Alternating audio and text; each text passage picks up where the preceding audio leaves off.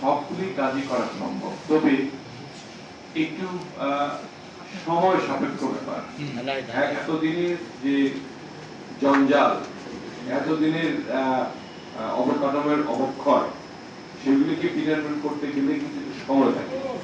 তারপরেও আপনারা জেনে খুশি হবেন যে আমরা 17 তারিখে ওত নেওয়ার পর থেকেই মাননীয় সংসদগণ এবং সরকার আমরা কিন্তু সেই দিন রাত থেকেই কাজ শুরু করেছি। যে যে এলাকায় যে অসুবিধাগুলো আছে আপনারা বর্ণনা করেছেন, বাস সার্ভিস, এয়ারপোর্ট, নদী ভাঙ্গন এবং বাহাদুরবাদ ঘাট একটা চালু করা, স্থলবন্দর, বক্সিগঞ্জে পর্যটন উন্নয়ন, আমি কারণ নাম ভুললাম না তাড়াতাড়ি জন্য, লাউ চাপড়া এবং অন্যান্য জায়গাগুলিকে পর্যটন প্রকৌশলী তারা করা, দেওয়ানগঞ্জ থেকে ডাবল লাইন রেল এটা স্থাপন করা, বিমানের টিকিট মধ্যবিত্তের নাগালে আনার চেষ্টা, সাংবাদিক নাজিম হত্যা বিচার, যমুনা সার কারখানা, ময়মনসিংহ বিভাগের বিমানবন্দর চালু করলে যাতে কেমন করে হয়, লাউ চক্রের উন্নয়ন ইত্যাদি। আমরা জানো কামালপুর স্থলবন্দর, দেওয়ানগঞ্জ জিল বাংলা সুগার মিলের উন্নয়ন, জামালপুর মেডিকেল কলেজ, কর্মসংস্থানের ব্যবস্থা, বন্ধ পাঠ্যক্রমগুলি চালু করা এবং 50 বিশিষ্ট হাসপাতালে উন্নয়ন করা সহ অন্যান্য আরো দুইটা প্রশ্ন আপনারা চলেছেন। এর মধ্যে দুইটি উত্তর আমি দিই, আর সবগুলি করার জন্য আমরা প্রতিশ্রুতিবদ্ধ এবং আমরা করবই কাজ, এবং সেই কাজগুলি করার জন্য আপনাদের সহযোগিতা লাগবে। যে কাজগুলি চলমান আছে সেগুলি যদি তড়িৎ গতিতে শেষ করা যায়, আপনাদের দিকগুলির মাধ্যমে লিখতে হবে। মাঝে মাঝে এগুলি আমরা যাতে অবহিত হই বিভিন্ন মন্ত্রণালয়, সেগুলি সম্বন্ধে রিপোর্ট করতে হবে। যদি আপনারা রিপোর্ট করেন সেক্ষেত্রে আমার জন্য এই বিষয়গুলি তাগিদ দেওয়ার জন্য সুবিধা হবে। আপনারা জানেন যে আমাদের 49 সদস্য বিশিষ্ট যেটা ক্যাবিনেট ফর্ম হয়েছে, তার মধ্যে 35 জনে আমার অত্যন্ত ঘনিষ্ঠ, এবং বাকিগুলিও যারা সিনিয়র আছেন তারা আমাকে স্নেহ করেন। মাননীয় প্রধানমন্ত্রীও তিনিও আমাদের কামালপুরের দিকে নজর রয়েছে। সব মিলিয়ে আপনারা একটা ভালো অবস্থানে রয়েছে। আমি আশা করি আপনাদের সহযোগিতা যদি পাওয়া যায়, এই কাজগুলো করার কোনো অসুবিধা হওয়ার কথা না। আমরা ইতিমধ্যেই মাননীয় প্রধানমন্ত্রী 180 দিনের সময় বেঁধে দিয়েছেন যার যার এলাকার উন্নয়ন কাজ করা, এবং সরকারকে বিনীত যে অবক্ষয় হয়েছিল তার থেকে উত্তরণ ঘটানোর পদক্ষেপগুলি নেওয়া। তা আমরা আমাদের কথাগুলি যেহেতু এসেছি আমাদের জামালপুর জেলায়, আমি চেষ্টা করব বাস সার্ভিসটা যাতে খুব তাড়াতাড়ি ভালোভাবে শুরু হয়। এয়ারপোর্টের ব্যাপারটা একটু অসুবিধা আছে, কারণ আমাদের এয়ারপোর্টগুলি আপনারা যা যা প্রশ্ন শুনে নিয়ে রাখি, হ্যাঁ আমি নাম বললাম না। এয়ারপোর্টের আমাদের অনেকগুলি এয়ারপোর্ট ইতিমধ্যে বন্ধ রয়েছে, বিগত সরকার এগুলি বন্ধ করে দিয়েছে নানান কারণে, আমি উল্লেখ নাই করলাম। আমাদের বিশেষ করে ঠাকুরগাঁ, নীলফামারী, বগুড়া এগুলি একদম চালু এয়ারপোর্ট ছিল, সেগুলিকে বন্ধ করে রাখা হয়েছে। এগুলিকে রিস্টার্ট করবো আমরা আগে, তারপরে নতুন পরিকল্পনা হাতে নিলে যদি নতুন করে এয়ারপোর্ট কোনো বিভাগে হয়, তাহলে ময়মনসিংহ হবে আমি যদি এই মন্ত্রণালয়ে থাকি। এটা কিন্তু তার আগে আমাদেরকে সময় দিতে হবে যেগুলি আছে সেগুলি ঠিক করার জন্য। আপনার নদী ভাঙ্গনের ব্যাপারে আমার নিজেরই প্রতিশ্রুতি ছিল প্রথম আমার নির্বাচনের প্রতিশ্রুতি নদী ভাঙ্গন রোধ করার জন্য। ইতিমধ্যেই ডিপিপি সাবমিশন একটা হয়েছে 570 কোটি টাকা, এবং এটাকে বড় করতে হবে অনেক। আপাতত এটাকে বন্ধ করার জন্য প্রি এগ্রিকে আমি গতকালকেই পাঠিয়েছি করার জন্য, এবং এটার মন্ত্রী যেহেতু আমাদের শহীদুদ্দিন চৌধুরী এনি, আপনারা জানেন যে আমরা 5ই আগস্টের পরে এই দেশটাকে আমাদের শান্তি শৃঙ্খলা বজায় রাখার জন্য আমরা 4-5 জনে মিলে যে চেষ্টা করেছি, তার মধ্যে শহীদুদ্দিন চৌধুরী ছিল।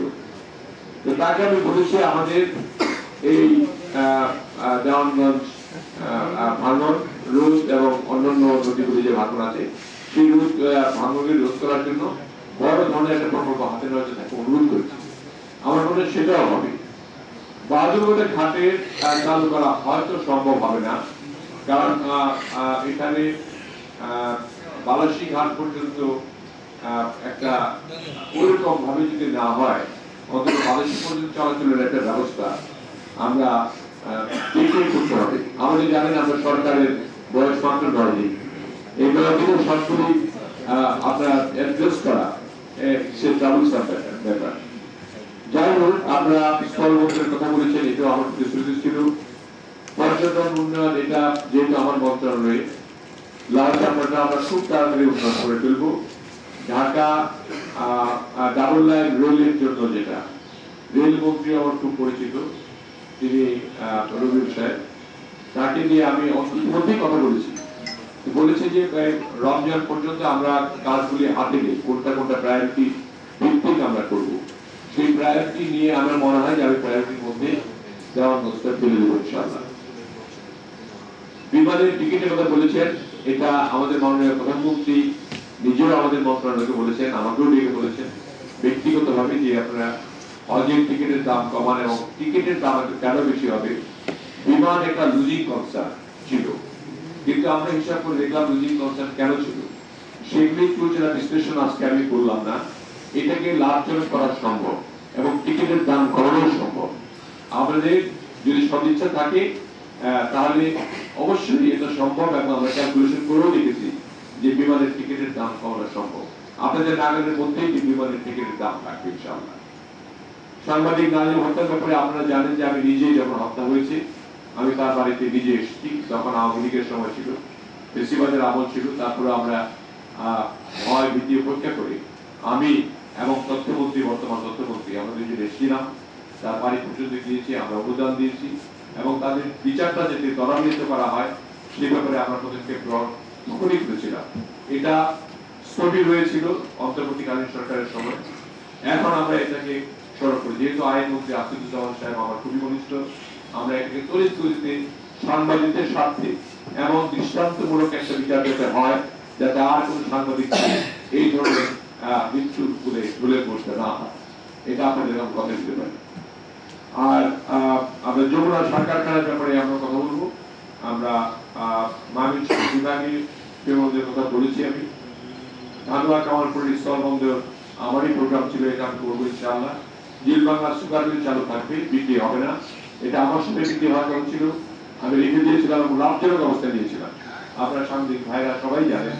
তারপরে আমাদের ওয়ান পর থেকে এটা ধীরে ধীরে লসের পর্যায়ে যাচ্ছে, এবং কেন গেছে তাও আপনারা জানেন।